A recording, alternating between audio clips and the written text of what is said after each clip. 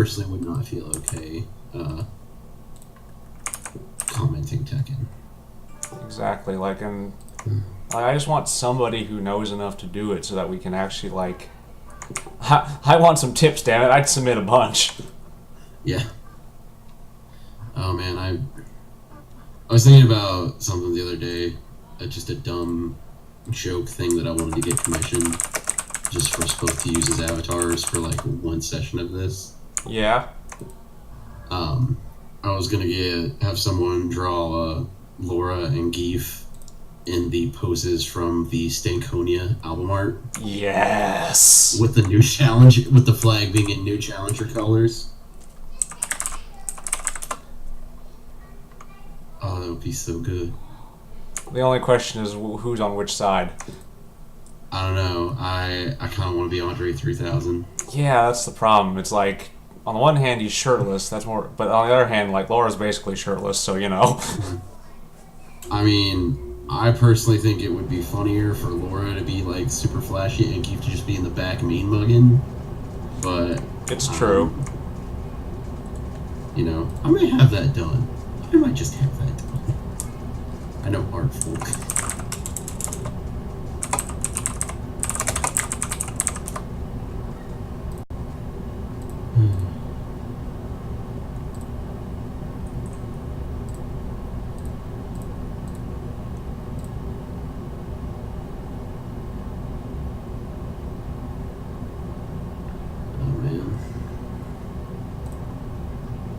I'm excited to do stuff tonight. It's going to be a good session.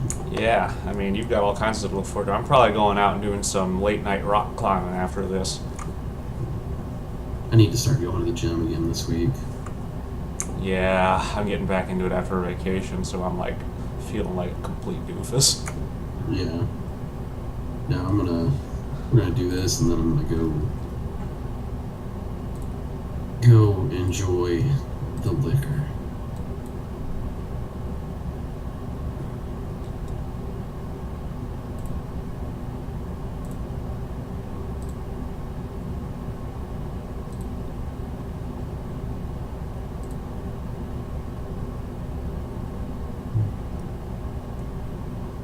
Alright, we in there. Yep, 2 minutes to start of the video intro, and then we can start going at it. We're going to have a bunch of the people who are actually in the replays in the audience, so it'll be nice to have some actual real-time feedback this time. Cool.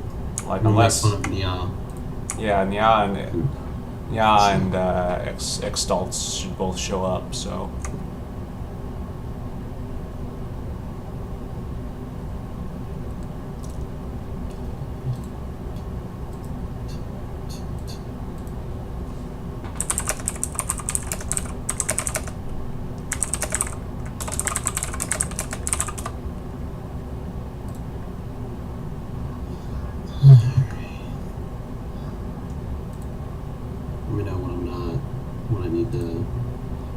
So I'll let you know when I'm starting the video. We'll need to be quiet for a second because I gotta turn the desktop audio up so they can hear, the sound. And then as soon as the video ends, we'll officially be up and at it. So.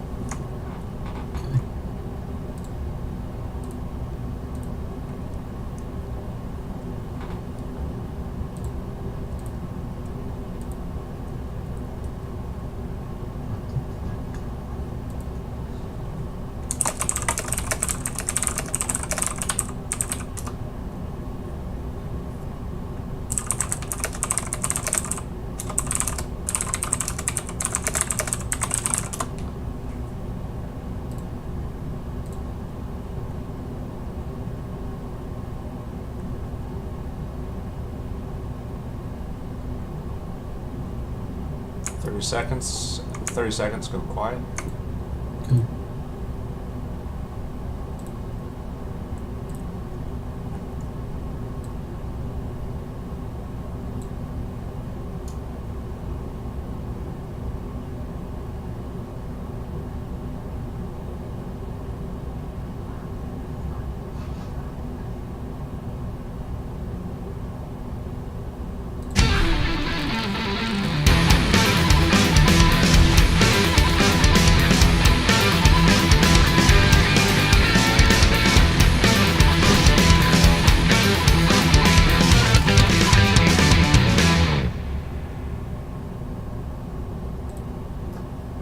Good evening everybody, and welcome to another episode of Beginner Breakdowns. As always, I'm KZA, and with me again tonight is Seth Series.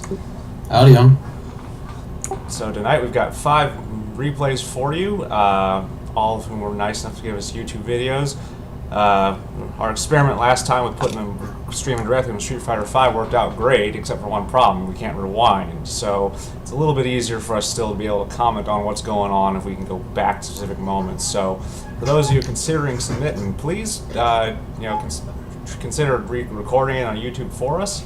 We still do take raw replays of Street Fighter V. We'll commonly re-upload them, or otherwise make sure that we can show them the best way. And if you want to submit in the chat right now a replay ID or a video, we can certainly see if we can make time, since we are now much more capable of responding to people coming up with new ideas on the fly.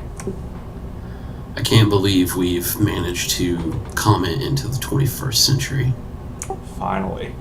Mr. Fox asks, what's the cap for submitting? What do you mean, Mr. Fox? We don't really have a cap. If you want to, you can submit as many as you like. We won't probably show them all, but we will certainly, we always appreciate having more to pick from. You submit, and it's not always in the next episode. It depends on how much backlog we have and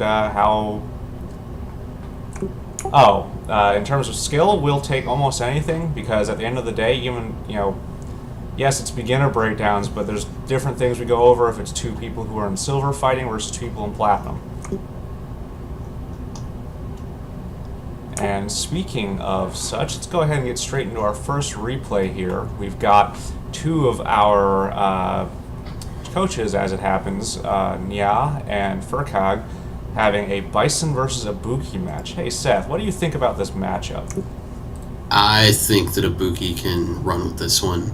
So Bison struggles a lot with Laura as well, who does have some of the same reset and grab shenanigans. Ibuki has a more viable version of that tool set. And I do think that outside of the fact that Bison can kind of take the momentum and hit like a truck, Ibuki has the buttons to keep him out and can play range to keep him out. All right. I mean, I generally agree with you. The one risk that Ibuki has is her low health, which Bison can tear up in short order if she makes any mistakes. But the way I look at it, Ibuki can make Bison make a lot more mistakes more easily than he can generally do to her if she's playing smart. All right, let's go ahead and get started.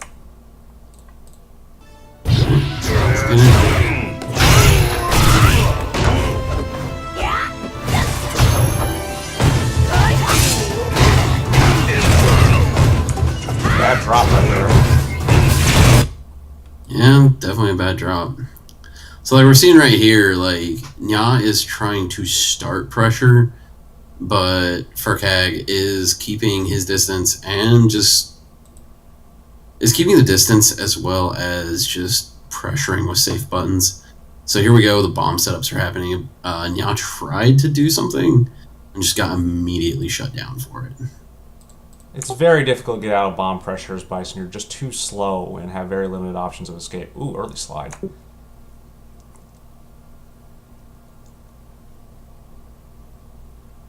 Good punish on the block slide there and the mix-up. It's a good meaty. So there's here it comes. So there's a thing that you got to note against Bison. He prefers to use back throws most of the time because his front throw sends you so far away from him. He's a character that doesn't really want that to happen a lot of the time. Was that super hit confirmed? Looked like it might have just been raw. With them wake up supers. We'll go back and look at it again once we finish up here. But it was a pretty good predictive super, but I would not rate it as a particularly smart one. Yeah. It worked, but Bison's super is also like... Bison's super will get you killed. As we mentioned last week, though, be careful when punishing Bison's supers. If you try to punish it too early, he'll be in the air, and some characters can't get a lot out of that. But all right, let's kind of go back a little bit and look at some of this. I want to see if that's super, how that super happened. So we've got Yeah. right before it, missed cross up. Yeah, that was just guessing that she was going to complete that target combo. Which, I mean, sometimes you just got to do it, but you know, it's the difference between hit confirming a super and just doing it in a hope super is a big deal. It's a lot. It could definitely be kind of the like. It's the difference between like knowing you're gonna do it and then just throwing out raw super and praying. The other thing I want to go back is like rewind a little bit of this. Like I'm seeing a lot of like. I just want to like show off Nia's inputs compared to Furkag's here. Like, seems just like a lot of mashing. Yeah, like I don't know why she's mashing all of her punches and kicks and some of the like why all three? Come on now. Yeah. May have been an attempt at a V reversal, but I was gonna say I don't know the exact command. But yeah, like we're just seeing like a lot of crazy buttons here. So that's the thing to mention. So cleaning up your inputs, right? There's a lot of stuff you can get away with in Street Fighter V just by mashing your buttons. Mash it out. Like it works. And then there are things that you can't. And it's much harder to learn those if you don't train yourself to just do everything right the first time. I mean, there's also, there's that combined with the fact that just like, you can mash stuff out, but your mashing can also really mess up your combo timing. Actually, here's something I wanted to know. I kind of mentioned this throw earlier. So we gets the mix-up, gets the forward throw. But the problem with Bison's forward throw is that it sends you all the way to the other side of the screen, which can be good if you're trying to put someone in the corner. What happens here is now it tries to close the distance, continue pressure, and gets caught out by the EX air kunai. And that's why a lot of people you have to really a lot of characters really have to consider what throw you're using, because they have very different properties forward and backwards. And if you're mid-screen, there's often one that's just straight up a better choice. Like, for example, Zangief back throw, hugely superior if you're in mid-screen and you're not like trying to get them towards a specific corner, because it leaves them in position for you to set up a very nasty meaty, whereas his forward throw sends you flying and again like separates you and him, which he doesn't want. So say Laura, as I know that Laura has options off both her forward and back throws. Like learning what your meaty options and what your setups are off those throws, as well as like when the best place to use them, is really important. Especially because, like, I know there's a lot of people who just kind of throw to throw, but like throws are way more important than just getting someone off you or breaking that defense open. Like that's, for some characters, that's the start of pressure. And I'm like 99% sure that Bison's back throw puts him in a better position in terms of setting up afterward than his forward throw, because his forward throw sends you flying, and his back throw throws you away a distance, but not so far that you have to dash twice to get to you, which is what got Nia caught there, trying to move forward too quickly. Anyway, let's go ahead and keep moving on. I feel like we've gotten what we can out of that. I feel like we've gotten what we can out of that one. Yeah. The only other thing I'd mention is Ibuki requires a lot of matchup knowledge to beat consistently if the Ibuki is good, because she is built on these 50-50 cross-up mix-ups that you have to understand what the options are before you can even make an educated guess. Yeah, I mean, the one thing I will say here, too, is, like, a lot of the damage we're seeing isn't coming from a lot of these cross-ups. Like, that's one thing I will definitely say to Furkag is just, like, he's got really good neutral, but, like, I feel definitely like he is not capitalizing on just how gross some of Ibuki's setups can be. You're saying he's actually playing a little too honestly. He is playing incredibly honest. Like, this is the first time we really get a bomb set up, and, like, he drops it. Yeah, so, you'll hear people talking about honest and honest play and setups, but every character requires some of both. Proportions are a little different per character, but you've got to learn your character setups as well as how to play neutral. People will tell you, oh, you just got to play the neutral right and you'll win. And it's to a degree true, but it's a lot easier to win if you also understand the tricks of the trade. Oh, definitely. All right. Go ahead. I was gonna say one thing I'll definitely say: if there are people looking to see kind of maybe not a top tier Ibuki player, but someone who is like just below pro level, I do recommend Banana Gen. He is a former Tennessee, now Chicago Ibuki player. I will go ahead and actually link one of his matches in the. I will link one of his matches in the chat description here. All right. So next up, we have an Akuma versus a Ryu. I believe this is Blue Aurora who submitted this, aka Aurora Knight, who wrote in to say that he had lost pretty heavily to this Akuma and wanted some tips. He's playing Ryu, so he already is at a disadvantage from the start, but let's kind of go into why that is. So everyone kind of has these constant complaints where, in season 2, Ryu kind of sucks. So why is that? Well, comparing to Akuma is a good one. So even picking up Akuma, Seth, what would you have to say on that? So, having played a little bit of Akuma, it's just like the sheer value of options Akuma has to Ryu is really different. So, I talk about this matchup a lot, and especially in the Discord, we've had a lot of discussion on just kind of like why the bottom tiers are considered as bad as they are. And I'd say Ryu and definitely Jury are both examples of this character has tools and can win, but there are characters who do everything this character does without it as much or any of the drawbacks. And I think, for example, Ryu Akuma is exactly that match. Yeah. So one of Ryu's biggest problem is that he has to play incredibly honest. Like, there's not a whole lot of dirty things that Ryu can do, and they're very situational. Whereas Akuma has a full, varied tool set, and on top of that tool set, he has Demon Flip Trickery, he's got just general pressure strings, he has the Lemon special, where it's just mash HP, crouching, hit heavy, punch 3 times in a row, and just see what happens. Like, shout out to Lemon Mangery. Yeah. But that's just like, why would you play Ryu when you can pick Akuma, who does everything that Ryu does higher damage, and has more? Exactly. So let's watch this matchup, because it's I feel this match is a good illustration of exactly that, even though it is in bronze. Bronze, a lot of that stuff matters relatively little, just to a degree, but it still matters. Because stuff like that air fireball in the sweep, like, you need to block that crouching. So one thing we can definitely see here from the Akuma player is, like, he's not getting optimal damage. Like, that could have been a full punish to...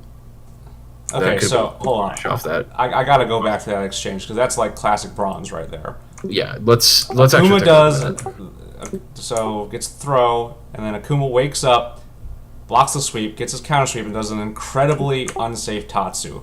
Almost every Tatsu in the game is massively minus, and you can almost never use them unless you confirm. And the other thing, too, is Akuma is made of paper. Like, that punish, especially for Ryu, who, of all his strengths, Ryu still hits like a truck. Like, that should be a full punish on both of those Tatsus. But Ryu instead chooses to do, I think that's crouching heavy into EX Shoryu, which is, 1, not really a good use of the meter, and 2, relatively little damage. Yeah, like, so Akuma, like I said, Akuma's a 900, Akuma's 925 now. Yeah, correct? They buffed him a little bit. So Akuma's 925. So looking at that bar there, that was probably like a 250 damage combo. And that cost a bar meter, which is like just no. Like, so the proper punish for that one would have been would have been standing medium punch, crouching fierce punch, and then DP, which is just kind of the standard Ryu max damage punish. And it's free. And it's free. Alternatively, since his back was to the corner, you could also argue that using a Tatsu so they swapped sides and he got out might have been a good choice. Yeah, they could have he could have done crouching, or he could have done standing medium punch, crouching forward, and then heavy Tatsu, and then not only gotten himself out on the corner, but since that actually goes through, he could have been on the other side. A correction from the chat, they say Akuma started 875 and is now 900. I feel like that's still wrong, but it doesn't matter. The point is he's got paper. Yeah. He's made of paper. The fact is like a regular Ryu, like the optimal damage combo in this one means so much more against Akuma than it does anyone else. Especially because if Akuma dies, he can't get his V-trigger stuff going. Yeah. The faster you kill him, the less he gets to do. So I did check. He is at 900. All right. So thank you, Gouda, for the correction. So again, all these whiff Tatsus are good cross up, but again, not a full combo. That's something you always want a combo in. So we're seeing that. We're not seeing optimal damage. We're seeing a full screen Tatsu on Wake Up, which is just saying, so that's hey, go ahead. Yeah. So right there, that's like the one trick this Akuma must have learned from somebody. V-trigger activation so he gets the screen freeze, and then immediate V-trigger DP. So, as a note for those of you fighting Akuma, Akuma's V-trigger DP is one of the few ones that's meterless, fully invincible. There's no metered version of his V-trigger DP. He only gets that one, and it's good. So, this is one of the reasons, like I said, you want to shut Akuma down fast, because his V-trigger makes a bunch of his tools insanely dangerous. Yeah, he gets buff DP. Don't want to say he gets buff Fireball too. He definitely gets buffed Air Fireball, which makes gives him a bunch of new setups that are very hard to get out of. His DP hurts a ton, as you can see in that health bar chipping away. That's 1 DP. Yeah, and that's a single anti-air, and that is like, I'd say it's like probably 150-ish damage. Smoked Gouda says 200. 200. Which, that looks close. Somewhere between, I would estimate about like 175. But the other thing about his V-triggers, he also gets access to Raging Demon, which is one of the very other few, there's exactly 2 one-frame startup offensive moves in the game, and that's one of them. And so it gives him so many mean options. You really don't want him to be in it, which means he has to die as fast as you can manage. But there's that Air Fireball. Yeah, we're seeing a lot of Air Fireball pressure just because it's... And this is one of the situations where he could challenge it with an EXDP. Okay. And so right there, that's a perfect illustration of what we were talking about. So that could have been... the cross-up jump, oops. Okay. And then immediately, like, that could have killed. If he had done a proper combo, that could have killed. Good Tatsu through the Fireball, though. Yeah, he still got the kill, but, like, there shouldn't have been a second scramble, especially with how low that health was. Yeah, that gave Akuma a chance to come back. You don't want that, especially in V-Trigger. So we're starting off again with another, what looks like heavy Tatsu. That's like -10 or something like it. It's egregious. So we're not seeing... Like, we're seeing... Okay. That confirmed, so go back. punish. Let's go back a little bit. I want to kind of analyze that situation with the jump-in Fireball and just kind of discuss options. Okay. Sorry. Give me the scramble with the jump-in Fireball, please. Start of the round, right? Yeah, it's very early. So immediate, no punishes from either player. So right here. Pause it. So here's the situation we have. Aurora has meter, and like definitely we can see an EXDP punish here. It's a little like unorthodox, but even then, like, especially at bronze rank, like if Aurora had just spooked, made him even think that his air pressure, like that it wasn't free, that could have been really important. Additionally, it doesn't even have to be EXDP. I think, what is it, Heavy would have gone through that, I think. I'm gonna check. Let me check V-frames just to err on the side of caution. I always forget exactly which DPs are which because I don't play DP characters much, but one of the three DPs would have gone straight through that and nailed Akuma. It's one of the major advantages characters with DPs have against Akuma is that if he does unsafely spaced fireballs, they can do something about it. So it is strike and projectable invincible on frames 3 through 6. So that could have been an option. Yeah. And heavy DP would hit from there. Yeah, you have to time it pretty well, and I mean it's way easier for me. I'm playing Zanky if I just mash out Lariat, but anyway, let's keep moving. I just kind of want to highlight that scramble right there because that's a scramble that shouldn't have happened. And here's another one we have. So we see the Tatsu, and the punish we saw here is forward heavy punch and the solar plexus strike, and that move is that move has uses. Like you can control space with it pretty decently. But as you can see right here, he's trying it. He's not spacing his range, and he gets cut. And he gets clipped with the low forward into fireball. So one thing I like to note is these rounds are taking a long time, and it's because they're getting these stray chip hits and doing little bits of damage when they should be getting big boy damage. These are both characters who hit hard. Oh, Raging Demon, though. Oh, shoot. He actually knows that one, at least. Yeah. I wonder if he knows the super secret Akuma technique of fake like you don't know how to do the Raging Demon twice, then immediately do it. We call that Yomi level 9000. So finally we're seeing a Tatsu punish, not from the right person. Yeah, so... And even then, that was still a incredibly suboptimal punishment. Yeah, both... So... Okay, that's a new one. Yeah. Yeah, like, that was a good tick throw. I'll give him that. That was a good tick throw.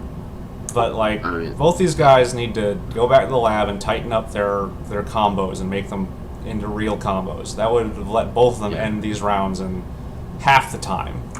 There's something. I mean, it wasn't the right something, but gosh darn it, my boy tried. So we're seeing... Oh, my gosh. And he just gets a So obviously we can see the demon was meant to come out there. That just didn't happen. Again with the random heavy Tatsu, but it worked. Alright, so Blue Hippo pulls that one out. Yeah. But, I mean, not really in a way anyone should be proud of, because when it comes down to... Like, this entire match was a scramble. Yeah, these guys were both... This is very common in bronze, right? I'm not going to say that this is like they're particularly bad for their rank. This is very common. This is exactly what a bronze match is supposed to look. Yeah.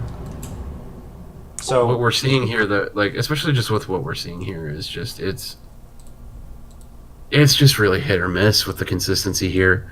And both of these players, I appreciate them going out there and trying to get in there and do stuff and do damage. It's just we just need to see a little bit more damage. We just need to see a little bit more consistency from both of them. And we need to see a little bit more consistency in how they're getting damage and how they're punishing each other. So we say a lot in the Discord that, getting out of bronze doesn't really require knowing much about the enemy's character at all. What you need to know is your own. So why do we say that? Because everyone plays like this, right? To some degree. They're just throwing stuff out there and seeing what sticks. And so if you know your own character well enough that when you get something that sticks, you can get the full combo, you can get that big boy damage, and you can... And these are both big boy damage characters. Yeah, Akuma and Ryu combos can take a third, even half of your health if they land the right hit on you. And especially because Ryu's... So Ryu hit like a truck in Season 1. Season 2 Ryu hits less like a truck, but it's still a truck. It's a slightly smaller truck. Yeah. But we went from a semi to a U-Haul. You still getting hurt. So the problem is basically, neither of these guys gets that real damage. They just get these stray hits and they drop the combo, or just don't even try to get a combo.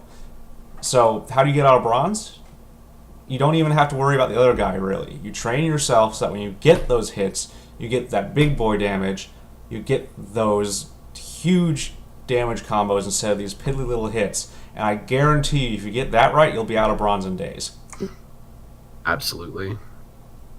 because that's all there is to it. You just have to master that first.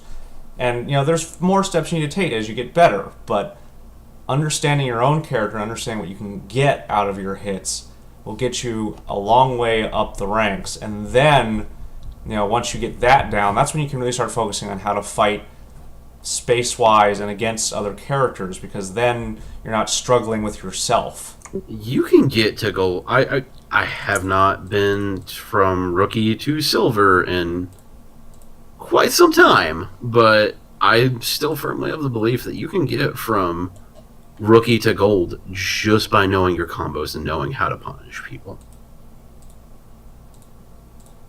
I think getting to gold these days requires a little bit more than that, but not a whole lot.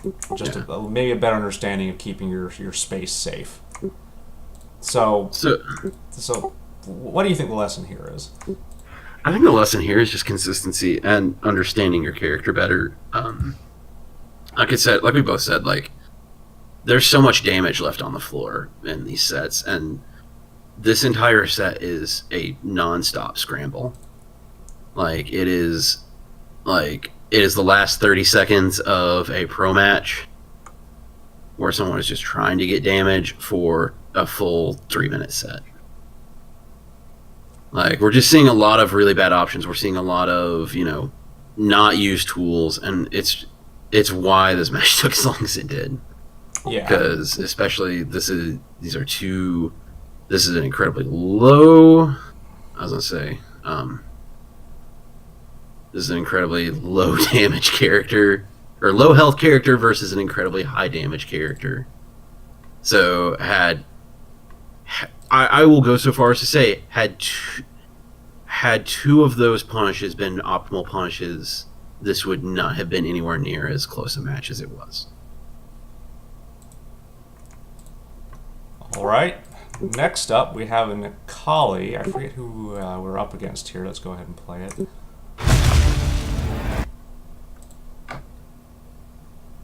Nikali versus a Alex. I believe this was submitted by the Nikali. Okay. So starting off, we're seeing some really good space control with the with counter pokes. Yeah, this is a gold, super gold versus platinum match. So these guys do know a little bit about what it takes to play the game. So that the Nikali Berserker Slash was a little risky. So what we're seeing from this Alex is really good. Like, he is, especially against a character like Nikali, who once Nikali pressure starts, he can hold you down, but he does have to deal with the fact that his normals are a little bit stubby. So this Alex player is doing a lot of Alex's big space moves and just keeping the space. So starting off this round, we're seeing some really good, like, closing the distance in this match is going to be important. Like, I know Alex is technically a grappler, but he does not grapple as well as the other grapplers in this game. So it's a lot safer to stay in his face and pressure him. Yeah, this Nikali is using a lot of... Wow, that was good. This Nikali is using a lot of random disc guidance, the dash slash, which is a little unusual. He's not really being punished for them, so I can see why he keeps doing them, but... Yeah, it's one of those situations of he's not gotten reprimanded for it, so he's just gonna keep doing it. So as a note, for anyone struggling against Alex's like jump mix-up where he can do a stomp or a headbutt, just jump. Both those are beaten by jumping. Like, I know the stomp looks like it's going to hit you. I promise you it won't. The air hitbox on it sucks a lot. Ooh. Gets caught by the Alex dive kick, or, well, dive punch. Kind of an unusual one. The Alex head dive. That was a little that was ballsy, but it paid off. Yeah. If anything, this Nikali's playing too cautiously. He really is, like, especially in this matchup where once he gets in, a lot of Alex's good buttons are slower, and he can literally keep the pressure. Like, if he can stay in this Alex's face and just keep the pressure up with frame traps and with block strings, like, right there. What he just did, good use. If he had kept that, if that had been his main goal and stayed in with that, he could have definitely he could have kept the pace and kept this set in his speed and his aggression. I think that's the biggest flaw in this game plan. It might just be a lack of familiarity. There's relatively few Alexes online, so a lot of people hesitate. But like Alex has good long pokes, but once you get in past them, he has very, very little. Yeah. It's like I said, Alex is the least grappler of the grapplers. So it's weird in the fact that his kill range, like the range in which you fight and can take Alex on is in his face because he doesn't have the tools to keep you. He doesn't have the tools to keep you to push you back out. I feel that's true of a couple of the grapplers. Like Zangief actually is pretty vulnerable to that too if he doesn't have his super. But like Alex is super vulnerable to it because all of his options are so slow. Yeah. Like Alex is more of a poke heavy grappler. Like Alex can keep you at a range and let you hang yourself. That dash up throw was ballsy. Ooh. Just for the record, I didn't comment on it before, but that was a ballsy move and one he should have honestly done more of because. I mean, it worked, and like this Alex, so like right there, he could have gone for that grab. He could have made him scared. Yeah, like the rough thing about this is he really is respecting this Alex a little bit too much. Like he is not playing as aggressive as he needs to be in this matchup. Yeah, like Nikali is a very all-around good character. He's got all kinds of options. He's got strong pressure, but he really needs to be in your face to do it properly. He does not want to be out there playing that range game for too long unless he's trying to build V trigger by ground pounding. Yeah.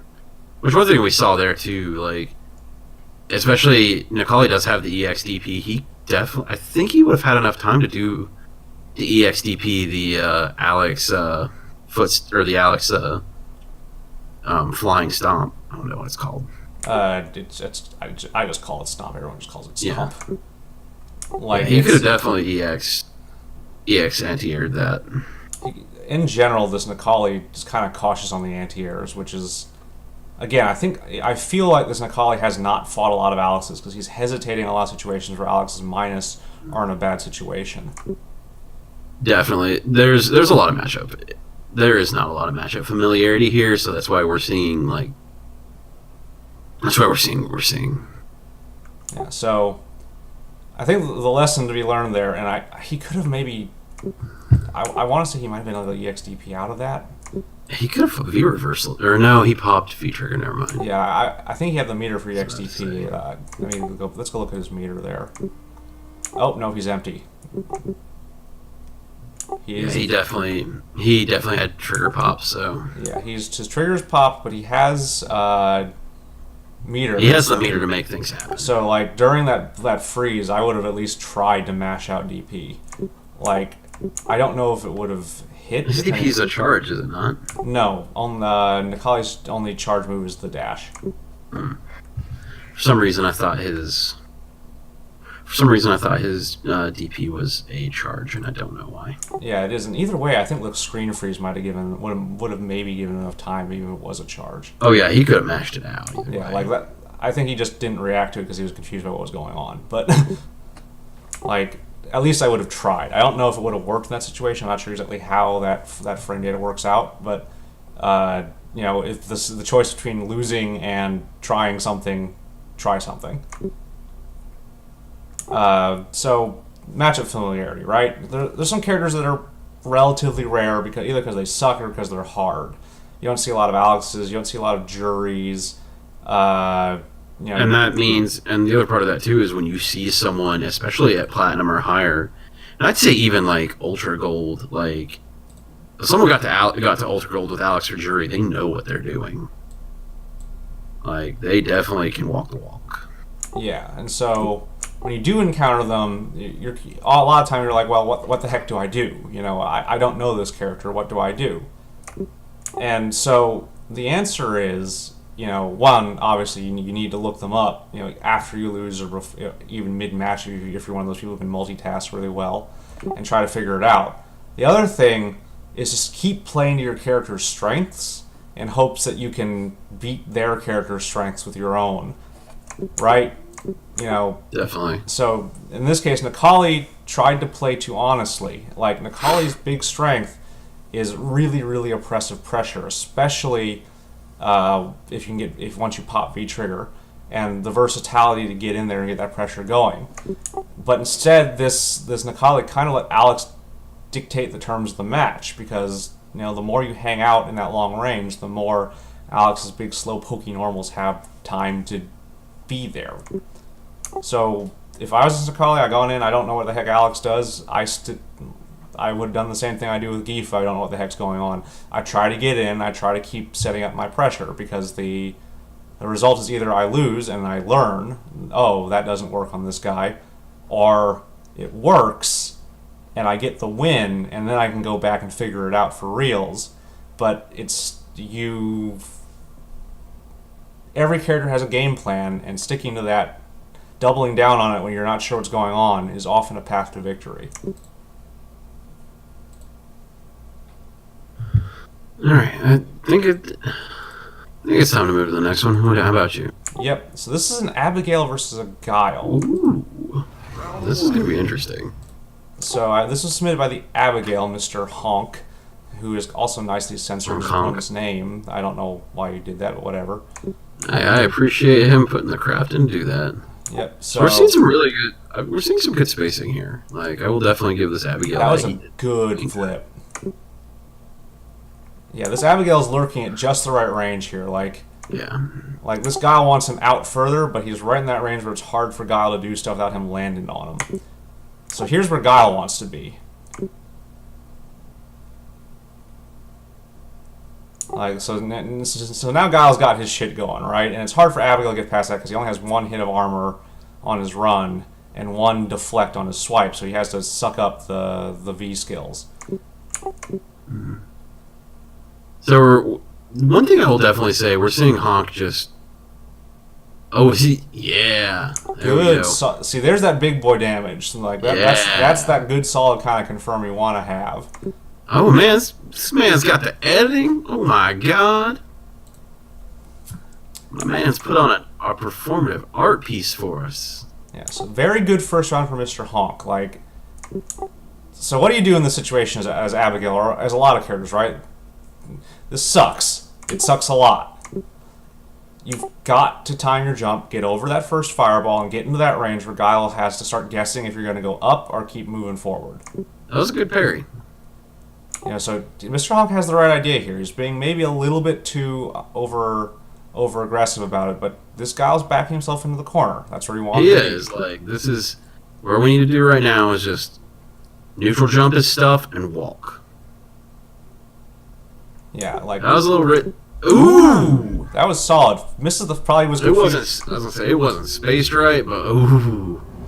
I am actually liking what I'm seeing from Mr. Honk. Like, this is a really good set. Yeah. And there's some mistakes here and here. There's definitely, like... And this character's only been out for a couple months, so, like, we just, what we're seeing here is, like, one, probably some character familiarity, and two, just, like... I'm actually really happy this got sent in, because this is a really, like... This is a good set to look at this matchup is interesting, I will say that. Yeah, so... I think the biggest flaw Mr. Honk has is he's being too aggressive. He needs to slow it down and just block or jump more of these fireballs and not get clipped by so many of them. Yeah. Like he could. It just needs to be walk forward, neutral jump, walk forward, neutral jump. It's gonna take time to get in, but like look at how close he is to this corner. Ooh. Yeah, good use of the run there. So now he's in the corner, and so again he's in this perfect spacing. Poorly timed meeting.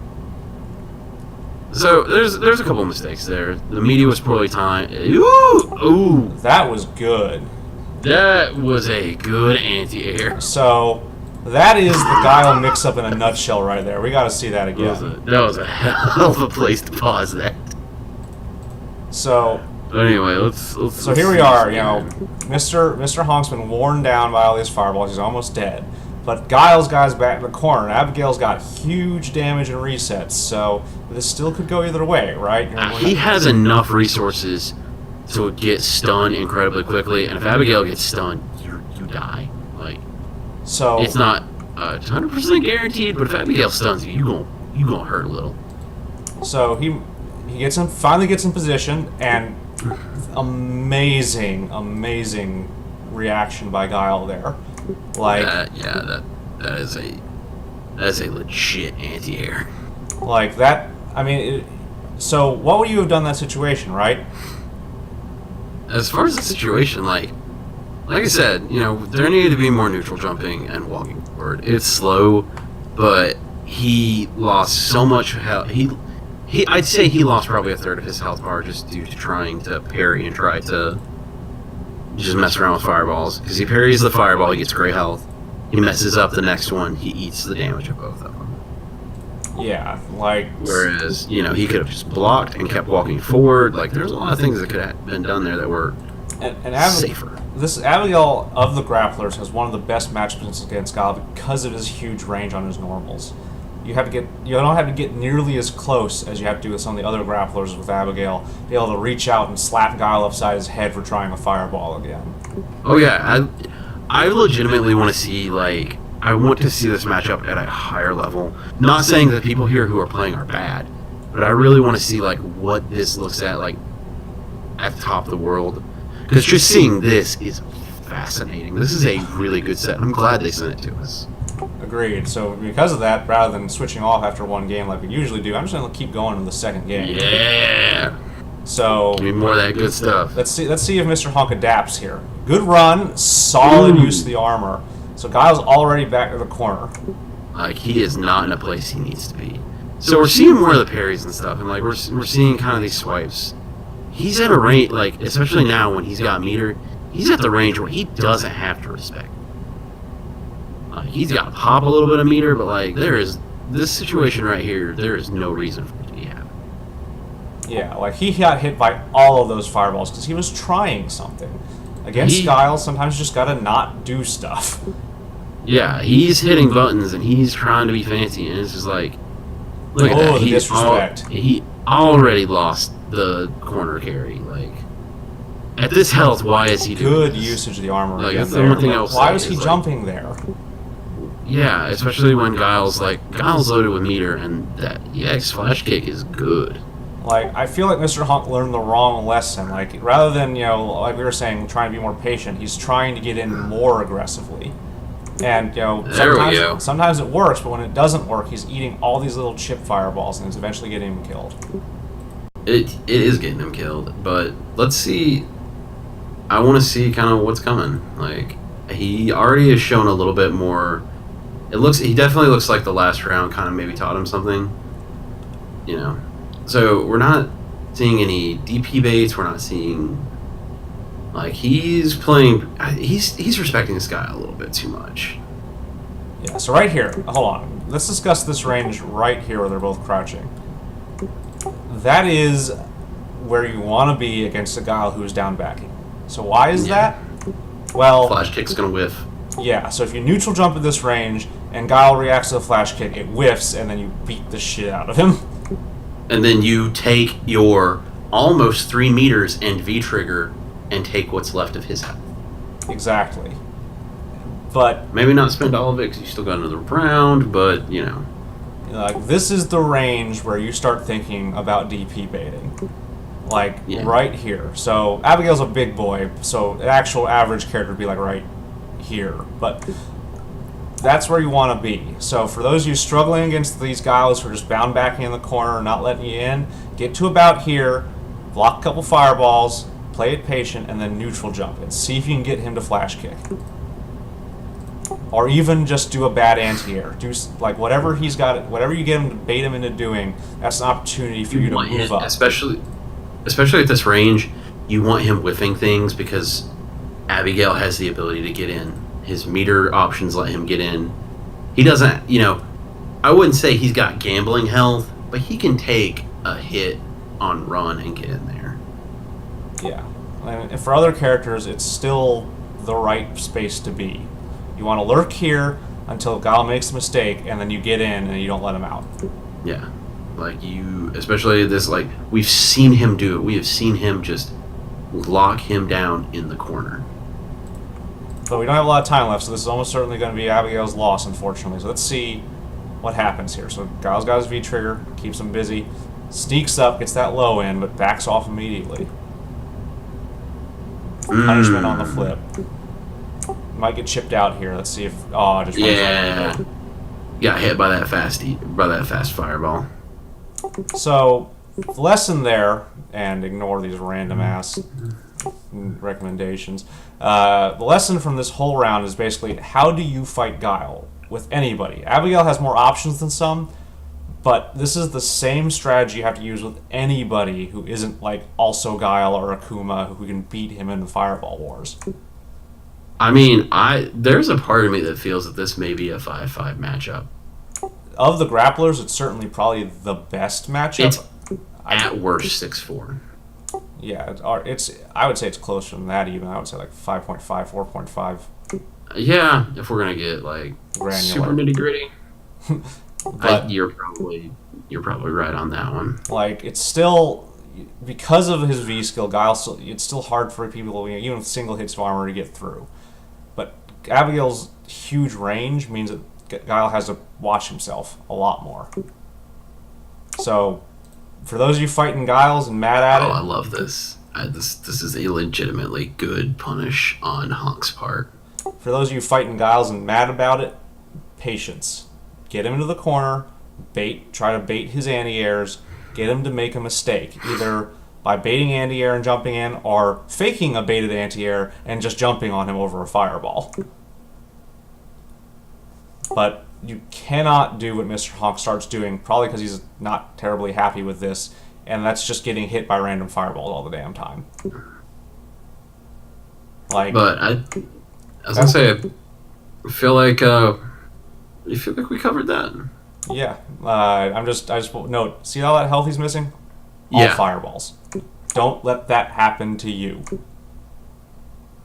Yeah, there is no reason for you to eat this damage the way he is. So, Xstall, it's funny to see you in the chat, because next up is one of your older matches. I pulled it out of an email from a while back. Oh snap! With your Xstall's Mika versus another Akuma. Rough matchup, not gonna lie. I would not favor Mika in this one.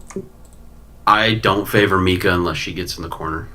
Yeah, if she can get in on him, he'll die quick, but he has so many options to make her life hell trying to get in. And since the nerf on her corner carry from Season 1, it's much harder for her to corner him because of things like Demon Flip and Air Fireball, which let him really force her back without a lot of ability for her to easily respond. Yeah, especially since her good corner carry options now need meter. Anyway, let's get in here. She is a meter-hungry character. Don't worry, it wasn't just a black screen. Jokes Rocking on that us. schoolgirl outfit. No, there is a proper name for this. This is the Britney Spears "Hit Me Baby One More Time" outfit. Not the right color, though.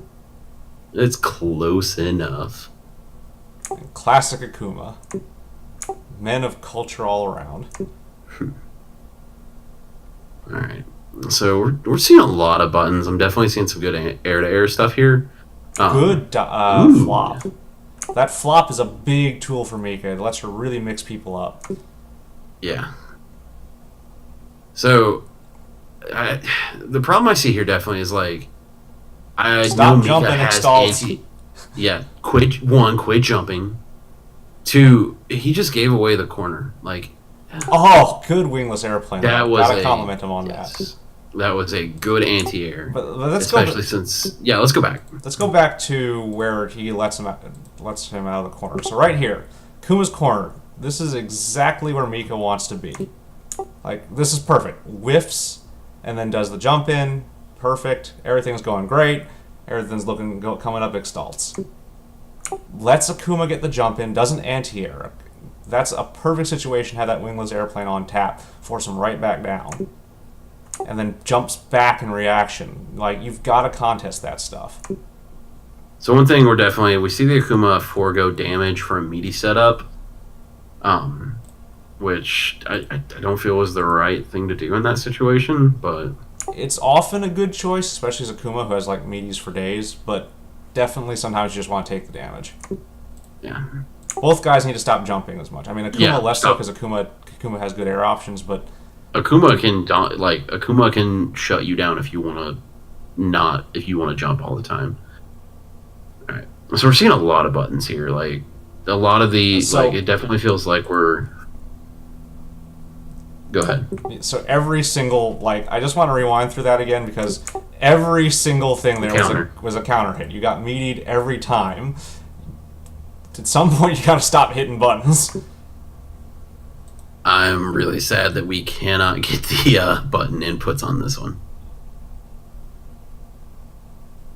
Ooh, that was really well spaced. Good cross-up, though. Okay, corner again. Baits the DP. Very good work. Kill this man. Kill this man.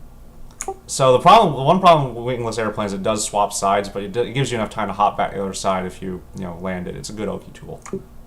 Agreed. And there's also a situation where all she needs is one throw to put him right back. Oh, good use of the freeze. Uh-oh. Oh. Good. Ooh. So... Stop hitting buttons and stop jumping. Otherwise, that's a really good match. Yeah, that last sequence was excellent play and character knowledge by Extalts. That was let's rewind that. Let's turn back the clock. Real props on that. So let's look at this. So both guys are 1 to 2 hits from death, depending on if you get a combo hit or a regular hit. They both have enough meter to where the next touch dies. So Akuma has his meter popped. So this is a thing you got to note. When people have their meter popped, they get antsy because that thing is ticking down. Yeah. So especially people like Akuma or to a degree Laura or really Guile or Urian, when they got that meter pop and it's ticking away, they're antsy. They want to use that thing before it runs out. If you see Laura pop party time, she's going in. She's hitting buttons, she's getting in there. So that's one major advantage Extalts has right now is Akuma is antsy to do something, and Mika is in a position to just wait it out. So, of course, Akuma starts doing shit. And right here, this is a classic move that anyone who has a freeze-style V-trigger of this type that lets them do something after, learn this trick. Someone jumps or does something where you're not sure what they're trying to do, pop the trigger, use the freeze, buffer an input, and do something about it. Let's see that good stuff. And in this case, buffers a perfect EX wingless airplane, shuts that down. And so then Akuma tries a panic tick demon, which I'm just going to throw this out there. The places you're stopping these are magnificent. Frames, man. I see so many frames. So, don't do that, Akumas. Please. No. Point blank demon can work because that's one frame. So if they do anything, it wins. But if you're going to do a tick demon, you better be damn sure that they're not reacting to it. Yeah. Because that freeze gives them all the time in the world to hit up. And that's true of any super. If you're going to use it like that, which you really shouldn't for most characters, please combo into things. It's much better for you. Hit confirm your supers, kids. You cannot do it in a situation where the opponent can use the time created by the freeze to react. It hurts you as much as it hurts them. And promptly eats good old-fashioned drop kick to the face. So, solid play all through that from Extalts, other than both characters were being a bit jump happy. If the Akuma had stayed down and anti-aired more, I think he could have easily taken both those rounds. Just from the additional damage he would have gotten from knocking Extalts out of the air. This is an interesting round, but I commit very hard to my critique of y'all quit jumping and quit hitting buttons. Yeah, right here where he maybe a little earlier where he gets counter hit there again. Counter hit. Crush counter. Again. Ooh. Again. It just never stops. That was all counter hits pretty much. Honestly, the Akuma muffed his getting some damage off a bunch of those counter hits. Honestly, that should have really been more over here. That should have been that XL should have been hurting for some of those, like, because that was silly. But, like, luckily Akuma wasn't on point for other reasons, didn't get that damage, but you cannot let yourself get counter hit or crushed, especially crush countered that many times in a row. Like, look how high that stun meter is, and that's just off, like, a very small amount of exchanges. There are certain characters that just get meaties for days. Akuma, Zangief, you just have to respect them. You cannot try to mash out. Even, like, it'll work for a while, especially in lower ranks, but eventually it stops working and you die. Eventually someone who knows their meaty setups is going to expose you. So, overall, like, not going to say Extult had some real brilliant moments there, like using the freeze to get the good anti-airs. A lot of his cross-ups were very on point, but got to be less vulnerable in general, being a little bit more defensive and intelligent about when going on the offense, and getting a little bit more damage out of some of these combos would have made this a much easier match, one that didn't go quite so down to the wire.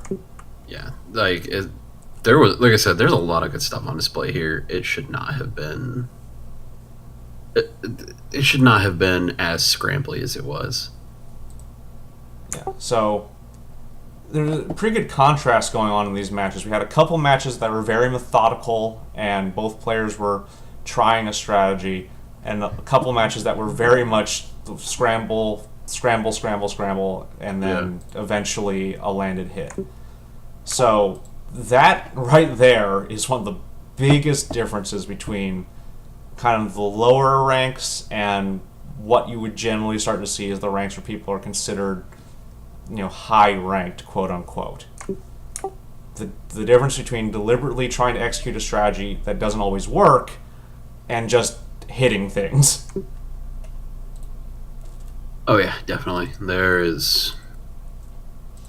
Sometimes you just gotta know when to quit hitting buttons and just let the neutral reset itself.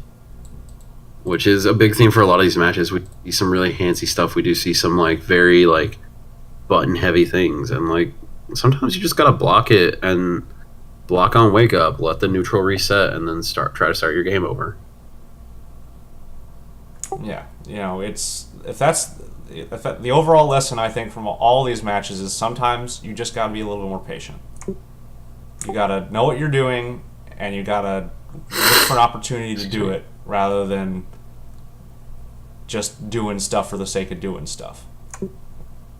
Like even in this matchup, Mr. Honk's doing stuff for the sake of trying to counter fireballs, and he would have been better served by just not doing stuff. Yeah, absolutely. So I think that's our lesson for tonight overall. Have a plan when you do stuff. Don't just hit things for the sake of hitting things. Yeah. Like, knowing it is well and good to play off your instincts. Sometimes your instincts are right. But especially as you get further up, you have to think about what you're doing, and you have to be able to... You have to create situations where your reaction is going to be the right one. And you have to set up and think about how to make that happen. You cannot control your opponent, but you can control what options they have by playing intelligently. Absolutely. You want to refine the infinite options of someone just standing there down to a couple that you know they're going to try, so you can try to counter them. And the more you're doing stuff, that's more opportunities for them to do the same back to you at no gain to you. Absolutely.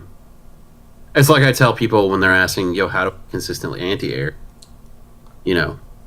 Control a situation to where the jump is probably their best option and you can anticipate it, which makes reacting to it easier. All right. I think that's everything we have for tonight. Keep practicing, everybody. Learn how to play smart, not hard. Well, sometimes you got to play hard too, but sometimes you got to go in. But you got to play smart to play hard. So, pick your combos, pick your timing, learn how to be patient. It's always a learning experience. I honestly, there are days where I suck at being patient. You just gotta keep at it. Being patient is probably the biggest thing that I'm working on right now. So like it's a struggle even as you get up there, because like at a certain point it stops being, yo, I can get this combo off, and at some point you gotta play Street Fighter. Absolutely. All right, that's everything for tonight, everybody. Appreciate everyone coming out. Appreciate you coming back for another Time Seth series. I'm happy to be here every week. And we'll be back next week, same bat time, same bat channel, though actually technically not the same bat time because we're a little early this week. But look out for us. Send in your replays to nchbeginnerbreakdowns@gmail.com in the form of YouTube videos or replay IDs, and let us know what you're looking for when we analyze your videos, and we can give you much better directed advice than if sometimes people just want to know what generically they want to know, but if you have any specific questions, let us know and we'll try to cover it. We may even pull out training mode and just try to do it and show you what's going on. Yeah, like this show is at a point where we're freeform and like trying to better it for you all, and try to kind of give you guys some examples of what situations are going wrong and what situations can be done better. And at some point we definitely will be able to kind of jump in and show off some of that. We do now have a bot hanging out in the new Challenger coaching channel that's going to say, hey, every 6 to 8 hours to be like, hey, just a reminder, we're always taking videos. We will always come and watch your stuff. Like, send it to us, send it to the coaches. We will take care of you. Thank you very much. Thanks very much for everybody for tuning in, and we will see you next week. Have a good week, y'all.